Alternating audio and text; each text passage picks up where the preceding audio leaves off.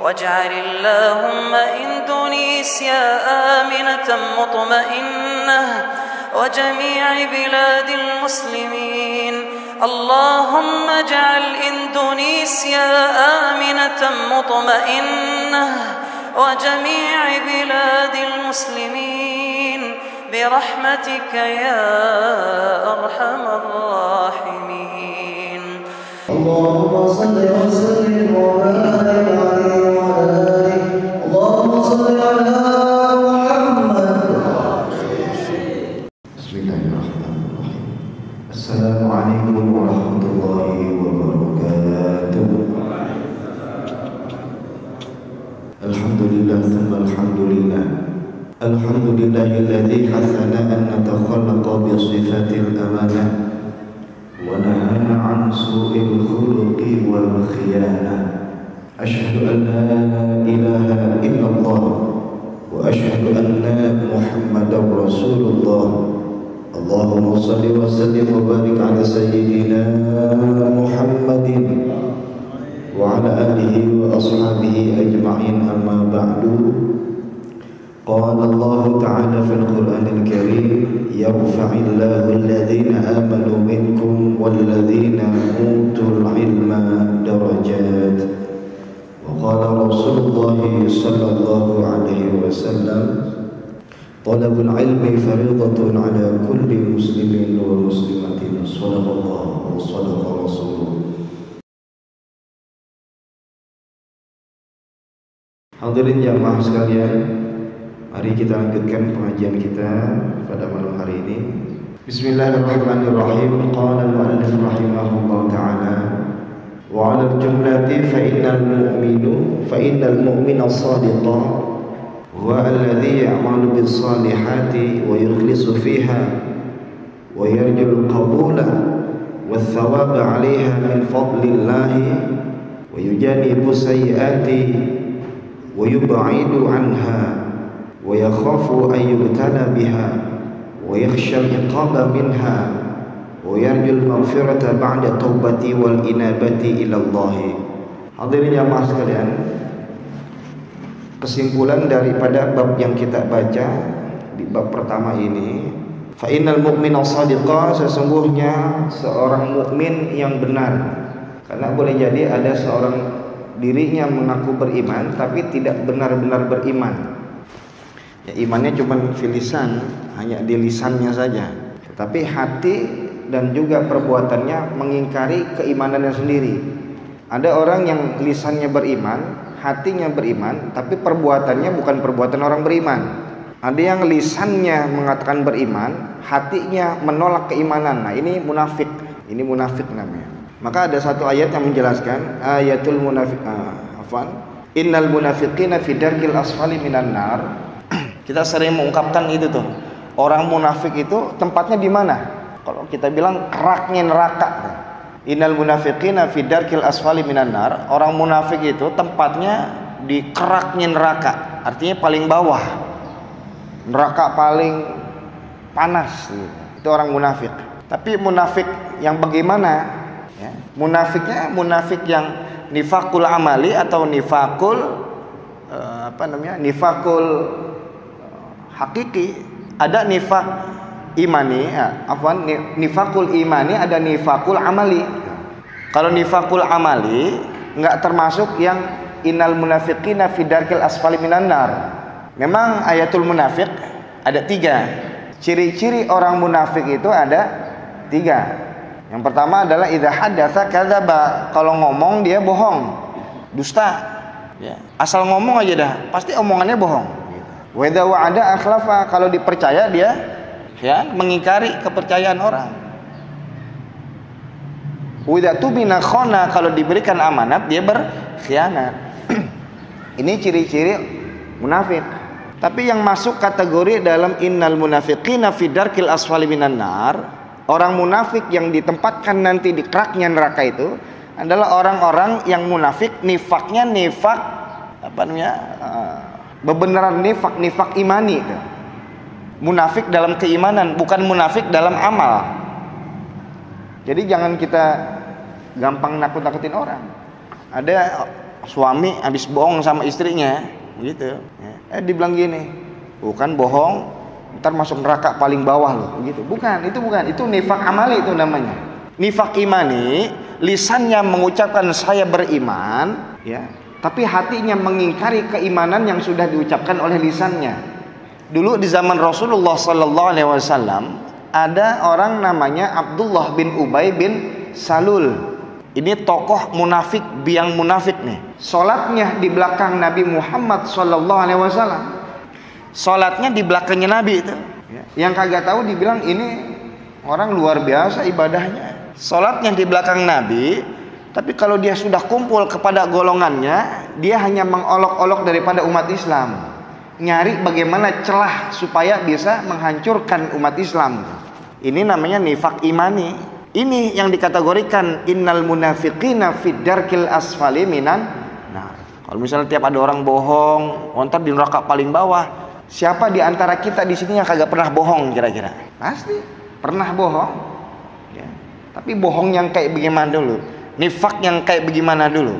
Sampai-sampai ketika Abdullah bin Ubay bin Salul meninggal dunia, ya, ini anaknya nemuin Rasulullah SAW buat minta jubahnya Nabi Muhammad sebagai kain kafan buat bapaknya tuh. Minta, tapi kata Nabi apa? Nggak cukup. Ya. Dengan jubahnya Nabi sebagai kain kafan untuk menutup diri nggak cukup untuk menghindarkan dia daripada api neraka nanti. Saking nifaknya, nifak imani. Insya Allah kita semua terhindar daripada nifak imani.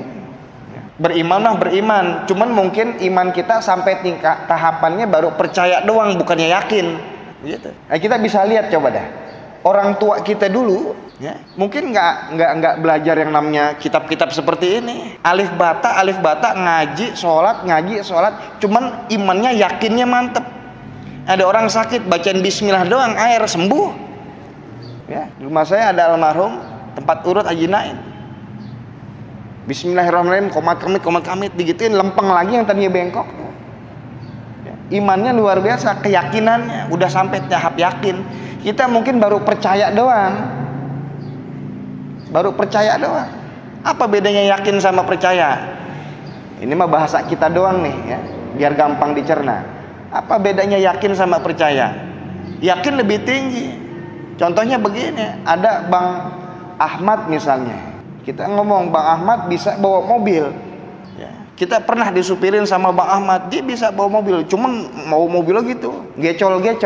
Ya. Ada orang nanya, Bang, abang percaya nggak Bang Ahmad itu bisa bawa mobil? Kita ngomong begini, saya percaya si Ahmad bisa bawa mobil, tapi kagak yakin disupirin, gitu. Ya, percaya si Ahmad bawa mobil, orang pernah ngeliat, tapi pernah ngerasain jadi kagak yakin disupirin sama dia, tapi percaya. Mungkin kita kepada Allah Subhanahu Wa Taala tahapnya masih percaya doang. Maka ketika Allah suruh begini, kadang mikir 2 kali. Jadi mikir 2 kali. Nah, hadirin jamaah sekalian, dikatakan di sini fa innal mu'mina as-sadiqa, sesungguhnya orang-orang mukmin yang benar keimanannya, antara lisannya, hatinya, perbuatannya, itu seiring. Huwa alladzi ya'malu bis-shalihat, yaitu orang-orang yang mengerjakan perbuatan amal soleh, baik amal soleh yang dilakukan bagi dirinya sendiri atau bagi orang lain. Contohnya kalau sholat kan memang untuk kita sendiri, maka yang termasuk juga ke dalam amal soleh adalah al-amru bil ma'ruf wan nahyu 'anil munkar. Amar ma'ruf dan nahi munkar termasuk amal soleh. Kita sholat untuk kita sendiri, tapi begitu kita mau berangkat ke masjid, ada anak-anak remaja masih genjreng-genjreng aja main gitar, ya. Maka kewajiban setiap orang yang mengaku dirinya beriman berbuat amal soleh dalam bentuk amar ma'ruf, ya. Ada anak muda lagi main genjreng-genjreng, tong berhenti dulu, ayo kita ke masjid atau sholat deh, yang penting sholat. Suruh berhenti dulu main gitarnya. Itu kewajiban kita sebagai orang beriman. Sebab amar ma'ruf itu bukan hanya tugas orang yang dipanggil kiai, ustadz doang. Semua orang yang mengaku saya beriman, maka punya kewajiban amar ma'ruf nahi munkar dengan caranya masing-masing, dengan kemampuannya masing-masing. Ya kalau misalnya dia dipanggil ustadz, ya dengan cara menyampaikan lewat mimbar-mimbar, taklim gitu. Tapi dia seorang RT, seorang RW, yang mana dia punya power di situ, ya, punya kuasa di situ. Maka gunakan kekuasaannya, jangan dia ceramah, bukan dia ceramah, tapi gunakan powernya. Maka satu hadis dari Nabi Muhammad sallallahu alaihi wasallam, "Man ra'a minkum munkaran falyughayyirhu biyadihi." Ya. Fa in lam yastati fa bilisanihi, fa in lam yastati fa biqalbihi, wa huwa adhaful iman. Kata Rasulullah sallallahu alaihi wasallam, maka cegahlah perbuatan munkar, ya, sesuai dengan kemampuan masing-masing. Yang pertama dengan tangan kita, dengan kekuasaan kita. Kita nggak punya kuasa, kita nggak bisa ceramah. Saya mah orang biasa, tapi tetap punya kewajiban amar ma'ruf nahi munkar. Melihat satu kemunkaran, fa idza ra'a minkum munkarun falyughayyirhu biyadihi. Tangannya kuasanya nggak bisa, pakai lisannya. Saya bukan ketua lingkungan, saya bukan ustadz, saya nggak bisa. Tapi begitu melihat ada kemunkaran di situ harus ada amar ma'ruf. Anak muda lagi pada genjang-genjang, samperin aja. Ya. Nggak bisa juga, lapor sama yang punya kuasa di situ. Di pojokan sono ada orang main judi, kita nggak punya kuasa, lapor tuh pakai lisan kita. Lisan kita nggak bisa juga, takut misalnya. Ya Allah, ini ntar kalau misalnya saya lapor, dia pada tahu saya ngelaporin, habis rumah saya dobrak-abrik ini. Gitu. Takut. Bagaimana ini? Fa biqalbihi, maka dengan hatinya. Bagaimana maksudnya dengan hati? Tidak setuju, bahkan mendoakan. Oh, di situ ada perjudian, kita langsung tindak kagak bisa, mau ngelapor juga takut nanti kita yang dikeroyok malah sama orang yang pada main judi itu. Bagaimana? Paling kagak hati nolak. Ya Allah, itu kagak bener tuh yang kayak begitu tuh. Doain, ya Allah, semoga Allah kasih hidayah, ya Allah, kasih petunjuk sama orang-orang itu. Itu selemah-lemahnya iman. Yang kagak ada imannya bagaimana? Begitu ngelihat satu kemunkaran, ada orang lagi main judi, biarin urusan dia itu mah, dosa-dosa dia bukan dosa saya. Begitu. Cuek aja. Ya, sebab di sini ada satu pernah kejadian nih, Rasulullah sallallahu alaihi wasallam bersabda, "Ya ayuhan nasu muru bil ma'rufi wanhau 'anil munkari qabla an tad'u fala yustajab lakum wa qabla an tastaghfiru fala yughfar lakum." Wahai para manusia, menyerulah kepada kebaikan sesuai dengan kemampuan masing-masing, dan cegahlah segala macam kemunkaran sesuai dengan kemampuan masing-masing. Qabla an tad'u fala yustajab lakum, sebelum ketika engkau berdoa Allah enggak ijabah doa kalian, Allah tolak doa-doa kalian. Maksudnya cuek kayak tadi tuh, kagak ada imannya. Wa qabla an tastaghfiru fala yughfaru lakum, dan sebelum engkau memohon ampun kepada Allah terhadap dosa-dosamu, tapi Allah nggak mau ngampunin tuh. Emang apa? Dia ngelihat maksiat dia pora-pora aja, bahkan bilang urusan dia itu mah. Dan selanjutnya kata Rasulullah, wa annal ahbara minal yahud war rahbana minan nasara lamma tarkul amra bil ma'rufi wan nahyi 'anil munkari la'anahumullahu ala lisani anbiya'ihim. Karena dulu kata Rasulullah, ya, ada satu kabar, ya, ada satu Rasulullah memberikan satu hadis, kabar dari Rasulullah, bahwasannya para pendeta-pendeta Yahudi, para rahib-rahib Nasrani, ketika mereka meninggalkan amar ma'ruf dan nahi munkar, melihat kemunkaran pora-pora aja, dia berdakwah yang penting saya menyampaikan terus dapat keuntungan buat diri saya, begitu. Contohnya begini, ada orang udah dipanggil kiai misalnya. Ada orang udah dipanggil kiai. Begitu ada ngelihat anak muda, ngelihat anak muda kagak mau sholat, itu mah bukan level saya mah ceramah-ceramah di atas mimbar, itu mah yang lain dah, begitu. Dia pura-pura aja tuh ngelihat kayak begitu. Ya. Maka kata Rasulullah di sini, sesungguhnya Allah melaknat mereka semua tuh. Yang maksiat dilaknat, yang kagak mau ibadah dilaknat. Kiai-kiainya itu, rahib-rahib daripada orang-orang Nasrani, pendeta-pendeta daripada orang Yahudi, dilaknat semuanya. Kenapa? Masa bodoh. Karena yang dipikirin cuman apa? Keuntungan buat dirinya sendiri. Maaf hadirnya mas kalian, ini nanti baliknya ke masalah keikhlasan. Karena yang kedua nanti setelah beramal soleh, yukhlisu fiha, ikhlas dalam menjalankan amal soleh tersebut. Syarat untuk menjadi orang mukmin yang benar. Yang namanya orang ketika dia dipanggil ustadz lah gitu ya, udah dipanggil ustadz, mungkin hanya mimpin tahlil, ada nggak amplopnya kira-kira? Ada amplopnya, ya. Baca yasin, ada dikasih amplopnya. Saya nggak tahu di Cilandak sih begitu. Mimpin yasin, baca tahlil, ada amplopnya. Baca doa kuntet doang tuh, doa akhir, ya, yang tibang wa'fu anna ya karim, wa'fu anna ya karim. sampai habis, bentaran banget, 1 menit juga nggak ada kali. Ada amplopnya. Ya. Kalau dia berpikir, saya mah levelnya udah baca doa doang juga dapat amplop, ngelihat kemunkaran di luar, ada anak muda maghrib masih main, dia kagak tegor, ya bisa jadi laknat Allah turun ke kampung tersebut, termasuk kiai-kiainya tuh, ustadz-ustadznya. Maksudnya apa? Jangan yang cuman ada amplopnya doang dia mau datengin, dia mau jalanin. Yang kayak begitu pora-pora aja. Nah, ini masuk tingkat keikhlasan hadirin jamaah sekalian. Yang kedua, tadi berbuat amal soleh, baik untuk dirinya ataupun amar ma'ruf, menyuruh kepada orang lain. Yang kedua, yukhlisu fiha, dalam berbuat amal soleh tersebut, baik untuk dirinya sendiri ataupun amar ma'ruf nahi munkar kepada orang lain. Ini ada keikhlasan di dalam berbuat amal soleh tersebut. Sekarang kalau misalnya ada orang diundang, ya, seorang ustadz diundang untuk memimpin tahlil, dalam hatinya punya harapan, ntar saya dapat amplop nih, boleh apa kagak kira-kira? Boleh. Harapan, ya, tapi harapan, bukan tujuan. Karena orang ketika melakukan satu amal ibadah, ya, ikhlas itu adalah tujuannya Allah Subhanahu wa Ta'ala. Ketika tujuannya Allah Subhanahu wa Ta'ala, maka muncul harapan tuh. Kalau tujuan harus didapatkan. Tapi kalau harapan, ya namanya harapan, dapat syukur, kagak dapat ya alhamdulillah dah, gitu aja udah. Harapan bukan tujuan. Tujuannya Allah Subhanahu wa Ta'ala, harapannya bisa berupa supaya saya dapat pahala, boleh. Saya masuk surga, boleh. Tujuan akhirat, tujuan dunia supaya saya dapat kebahagiaan dunia. Kebahagiaan dunia dari apa? Bisa dari harta, kan begitu. Penghormatan manusia boleh, ya. Tapi jangan jadi tujuan. Sebab kalau harapan ini berubah menjadi tujuan, ketika dia tidak mendapatkan yang namanya harapan tersebut, ada rasa kecewa di sininya. Biasanya kalau Pak Haji Anu ngundang tahlilan, suruh mimpin Yasin, gopek biasanya begitu. Biasanya gopek. Begitu dia yang diundang, dia mimpin tahlil, cuma dapat 200.000. Pas dibuka amplop, 200. Gimana sih? Ada bagaimana sih? Bagaimana sih?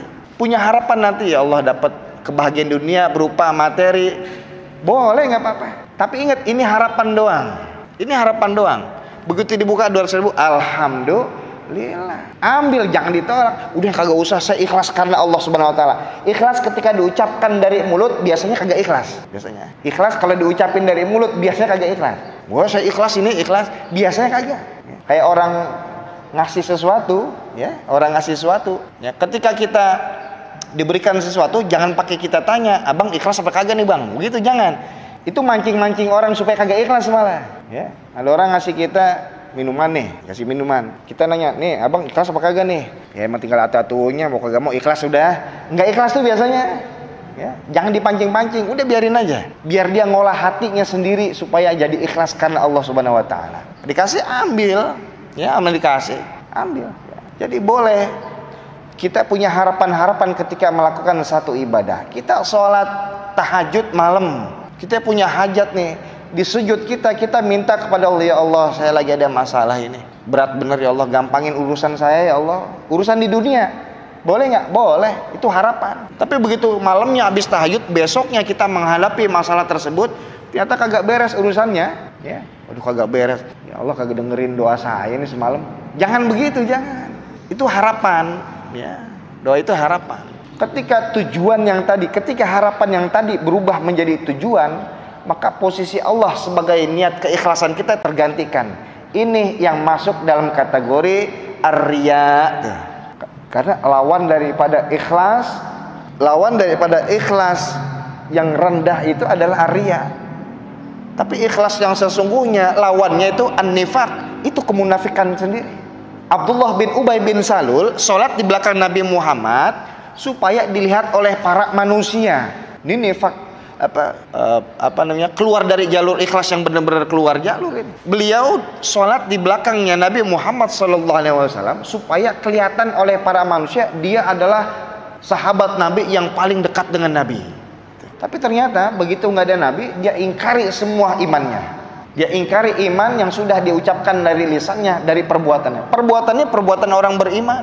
Lisannya mengucapkan saya beriman, tapi hatinya menolak. Maka lawan daripada ikhlas sesungguhnya itu adalah an-nifaq. Kalau ar-riya ketika kita tidak bisa menjadikan yang harapan itu hanyalah sekedar harapan, tapi harapan berubah menjadi tujuan, itu ar-riya. Ya. Maka hadirin jamaah sekalian, hati-hati dalam kita beribadah. Kita datang ke musola, datang ke masjid, dari rumah kemari, niat di rumah emang udah ikhlas bener. Udah ikhlas bener dari rumah nih, emang pengen lillahi ta'ala, saya mau ke masjid, pengen sholat, mau ngaji, ikhlas lillahi ta'ala. Tapi dalam perjalanan godaan-godaan hati kita oleh syaitan luar biasa. Ya. Karena begini, aduh, saya kagak enak ini kalau kagak ke masjid. Nggak enak deh, nggak enak sama Haji Anu kalau nggak ke masjid. Ada perasaan kagak enak sama manusia. Ke masjidnya gara-gara kagak enak. Bukan karena memang ini perintah Allah Subhanahu Wa Taala, memang Allah perintahkan. Bukan karena itu. Kondangan aja deh, kondangan. Ya, pernah nggak ada orang kondangan begini? Ini berapa ya? 200 apa 300 ini ya? 300 udah nggak enak sama dia. Ya. Kan kondangan itu kita sedekah kan? Ya. Bantuin orang yang punya hajat, sedekah kepada tamu-tamu, ngasih makan. Ya. Maka yang sedekah itu jangan ngarepin biar balik modal ini, jangan. Namanya juga sedekah. Ya. Kendaknya 40 juta, nyetak undangan 20 juta, manggil hiburannya 50 juta, misalnya habis 100 juta. Pas buka gawannya tuh kotaknya, lah cuma 50 juta kagak balik modal ini. Ya, emang niatnya sedekah. Nggak ada pahalanya nanti. Rugi jadinya. Yang kondangan juga begitu, sedekah juga, bantuin yang punya rumah. Niatnya karena lillahi ta'ala saya mau bantu. Kalau memang ada rezeki, lebihin nggak apa-apa, lebihin. Jangan, maaf nih orang Betawi kan begitu. Biar tekor asal sohor gitu. Biarin tekor-tekor deh asal nyohor gitu. Orang pada lihat, orang pada ngakuin. Ikhlas itu hanya mencari pengakuan dari Allah Subhanahu Wa Taala, bukan pengakuan dari manusia. Biarin nggak apa, emang ada duitnya segitu kita. Ya, ada duit cuman 100.000 nih, kondangan 100.000 bagaimana? Ntar kagak enak deh 100.000. Emang adanya segitu. Ya. 100.000 ikhlas lillahi ta'ala, pahalanya jauh lebih besar daripada dia maksain 300.000 cuman karena nggak enak sama si tuan rumah. Yang punya hajat ikhlas, yang memberikan kondangan juga ikhlas. Enak kalau gitu. Dapat 50 juta, ntar juga Allah ganti. Nyantai aja, tenang aja. Orang kalau ikhlas hidupnya tenang, bener. Ya. Orang kalau ikhlas hidupnya tenang. Orang yang disebut sebagai asatid, ustadz, ya, mau ngisi acara dimanapun, lihat siapa yang ngundang duluan, begitu. Ini orang tua saya mesen deh. Nanti kalau di masyarakat ada yang ngundang duluan, dia yang datang duluan. Jangan yang amplopnya romannya rada gedean, jangan. Ada si Anu amplopnya, ini biasanya undangnya gede nih. Gitu. Yang ini amplopnya rada kecilan, datang ke sono duluan dah, gitu. Ya, ke sono aja dah, jangan. Kalau begitu namanya harapan sudah berubah menjadi tujuan. Tujuannya lillahi ta'ala, harapannya boleh. Apa aja tuh masalah dunia boleh. Dihormatin sama orang itu satu kebahagiaan di dunia. Dihormatin sama orang pada dengerin omongan dia, ya. Itu salah satu kebahagiaan di dunia. Kalau kita ngomong orang kagak mau dengerin, dicuekin aja kagak enak juga. Ya, salah satu kebahagiaan kita di dunia ini salah satu, bukan menjadi kebahagiaan utama. Ya. Salah satu kebahagiaan di dunia, orang suka sama kita, orang hormat sama kita, itu salah satu kebahagiaan di dunia. Ketika kita punya tujuan kepada Allah Subhanahu Wa Taala, harapannya dunia apa? Mungkin mendapatkan penghormatan. Harapan, ingat harapan. Namun ketika ada orang lain kurang-kurang menghormati kita, ya jangan marah. Jangan pakai ngomong, kagak kenal siapa gua apa? Gitu, jangan. Saya pernah cerita tuh dulu waktu saya ke Cianjur, ya. Waktu saya ke Cianjur ada mobil di samping saya lewat bahu jalan. Ya kalau lewat di bahu jalan, kalau kagak ada polisi kagak dikejar. Tapi kalau ada polisi, dikebut sama polisi. Ya. Emang apa? Wah, itu lumayan gitu. Diberhentiin itu mobil, mungkin orang yang ada di dalam mobil itu, yang lewat bahu jalan itu orang punya pangkat dah begitu. Cuman dia lagi kagak bawa pangkat-pangkatnya tuh. Ya. Apa jaketnya, apa tasnya, apa pengenalnya kagak bawa. Saya lewat emang rada pelan-pelan dikit sambil buka jendela. Ngapa sih itu? Ini orang yang di mobil, ya, keluar begitu polisi tanya, "Pak, mau ditilang?" Apa kata orang itu? "Bapak nggak kenal siapa saya?" Begitu. Ya pasti kagak kenal, ya. Ya pasti kagak kenal. Kecuali dia pakai di sini ada tulisannya Jenderal Anu. Oh, jenderal. Emang kagak pakai pengenal apa-apa. Emang Bapak nggak kenal siapa saya, begitu. Makin nanya begitu. Dalam hati saya begitu lah. Ya emang pakai saya kagak kenal, gitu. Karena yang namanya penghormatan orang itu, manusia kepada manusia itu hanya berlaku berlaku dalam satu tempat dan satu waktu, nggak menyeluruh kayak Allah Subhanahu Wa Taala. Saya di sini mungkin orang panggilnya Ustadz kali di sini, ya. Tapi hanya di sini. Begitu saya pergi ke daerah Bogor, yang di sana nggak kenal saya, nanya namanya siapa? Hasan Saladin. Mungkin manggilnya Dandin aja. Din sini Din, gitu. Ya. Masa iya saya tulisin Ustadz Hasan Saladin, begitu kan kagak mungkin.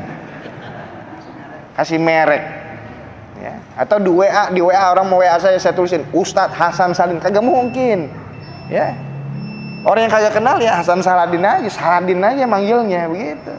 Karena penghormatan kita di dunia ini terbatas ruang dan waktu, tempat tuh, gitu. Maka tujuan kita hanya kepada Allah Subhanahu Wa Taala. Allah kalau sudah menghormati hambanya, sudah mentakzimkan hambanya, sudah memuliakan hambanya, dimanapun akan dimuliakan. Tapi manusia terbatas ruang dan waktu. Maka hadirin jamaah sekalian, ketika menjalankan amal soleh, ya, harus wajib kita iringi dengan keikhlasan. Ada orang-orang yang kurang hormatin kita, ya biarin, nggak apa. Mungkin dia nggak terlalu kenal sama kita, Beda RW aja kan anak kagak kenal. Ya. Nah hadirin jamaah sekalian, itu baru 2 tuh, ya. Baru 2 daripada kriteria orang-orang beriman yang benar keimanannya. Ya. Pertama, dia berbuat amal soleh, baik untuk dirinya ataupun untuk orang lain, amar ma'ruf nahi munkar. Yang kedua, ketika menjalankan amal soleh tersebut, yukhlisu fiha, diiringi dengan keikhlasan dalam berbuat amal soleh. Ya, harapannya boleh dunia, boleh tentang akhirat, tapi tujuannya tetap Allah Subhanahu Wa Taala. Yang ketiga, insya Allah pertemuan yang akan datang kita bahas yarjul qabula wa thawaba 'alaiha min fadlillahi. Apa? Mengharapkan daripada diterimanya amal soleh yang sudah dikerjakan. Jangan dipasrahkan. Ya, ketika berbuat amal soleh, ya udah Allah mau terima mau kagak, ya, penting saya udah ngerjain. Bukan begitu, ya. Nanti ada yarjul qabula, mengharap supaya diterima daripada amal-amal soleh yang sudah dikerjakan, wa thawaba 'alaiha min fadlillahi, dan mengharapkan ganjaran baik berupa dunia ataupun akhirat, 'alaiha, daripada amal soleh yang telah dia kerjakan, min fadlillah, daripada keutamaan Allah Subhanahu Wa Taala yang maha luas. Allah ini maha luas. Ya, semuanya Allah bisa, semuanya Allah mampu melakukan. Maka kita hanya meminta kemuliaan daripada Allah Subhanahu Wa Taala. Insya Allah kita lanjutkan di pertemuan yang akan datang. Semoga Allah kasih kita semua kesehatan, Allah panjangin umur kita dalam taat ibadah kepadanya, Allah tetapkan iman dan Islam dalam diri dan hati kita. Insya Allah kita minta kepada Allah, jika waktunya tiba nanti Allah wafatkan kita dalam keadaan husnul khatimah. Bitilkan niyyah ila hadratin Nabi. Al-Fatihah. A'udzu billahi minasyaitonir rajim. Bismillahirrahmanirrahim. Iyyaka na'budu wa iyyaka nasta'in. Bismillahirrahmanirrahim. Alhamdulillahi rabbil alamin. Allahumma shalli wa sallim ala sayyidina Muhammad wa ala ali sayyidina Muhammad. Rabbana anfa'na bima 'allamtana, Rabbi 'allimna alladhi yanfa'una, Rabbi faqihna wa faqih ahlana wa qarabatin lana fi dinina. Allahumma qad istawda'naka bima 'allamtanahu fardudhu ilaina 'inda hajatina ilaihi wa la tunsin 'anhu ya rabbal alamin. Wa sallallahu ala sayyidina Muhammadin wa ala alihi wa sahbihi wa sallam. Walhamdulillahi rabbil alamin. Kurang lebihnya mohon maaf. Assalamualaikum warahmatullahi wabarakatuh.